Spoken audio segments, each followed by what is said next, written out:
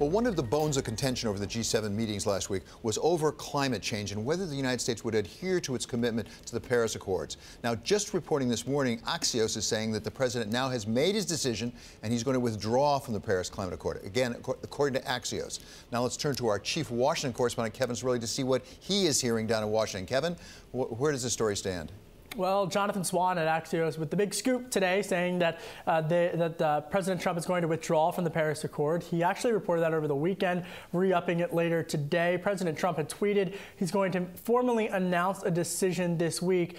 So far, no one else has been able to match that, so we'll have to wait and see where that goes. But I think when you take a broader step back, David, just about how the administration has responded in wake of the first international trip, particularly with this new op-ed in the Wall Street Journal from General McMaster as well as Gary Cohn, suggesting that a go it alone, America First strategy does not mean go it alone. Clearly, they're trying to perhaps send a more globalistic signal to ease people like German Chancellor Angela Merkel, but withdrawing from the Paris climate agreement not probably going to ease any concerns on our European counterparts. Yeah, as you say, General McMaster as well as Gary Cohn wrote that op-ed today in the Wall Street Journal saying it doesn't mean we're going it alone, but when it comes to the Paris Climate Accords, even in the communique, it said, we all agree, but the United States doesn't. So if, in fact, the president follows through on what Axios is reporting, it will be the United States going it alone, won't it?